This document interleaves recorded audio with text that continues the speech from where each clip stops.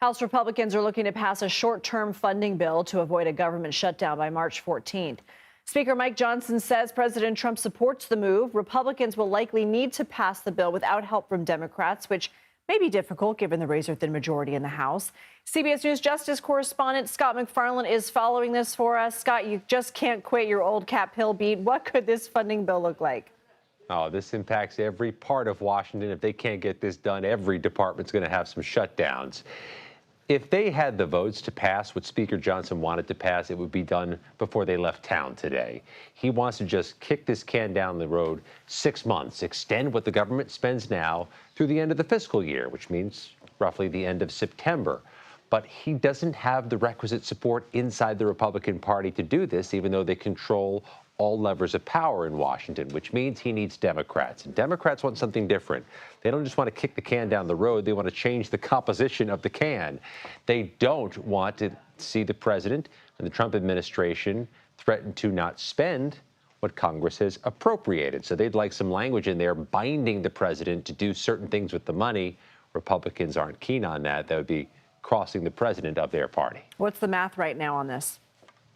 Oh, it's close, but everything's going to be close, right? I mean, every competitive, controversial bill is going to have those narrow margins. Right now, Republicans can spare roughly 2 votes and pass anything on a party line. But there are some conservative members of the Freedom Caucus who just don't get behind spending money on things.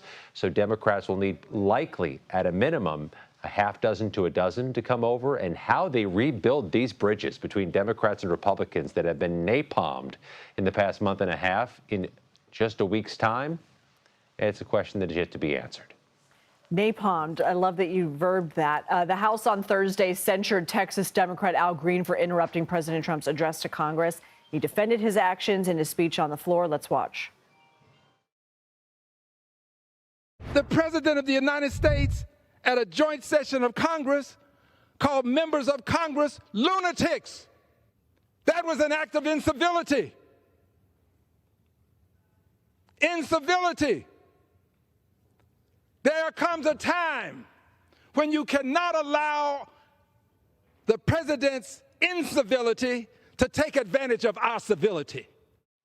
Some Democrats voted to censure Green as well. What's the move on Capitol Hill on this vote?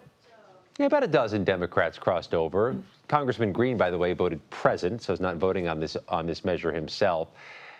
There's a split, clearly, in the resistance against President Trump among Democrats. There are some who did not like any of the theater that took place Tuesday. They thought there was an optical issue there that made the president look bigger and them look smaller. Then you have the other Democrats across the spectrum, by the way, who thought at least somebody galvanized something, stood and made a case, and the Democrats might want to be in the business of that more.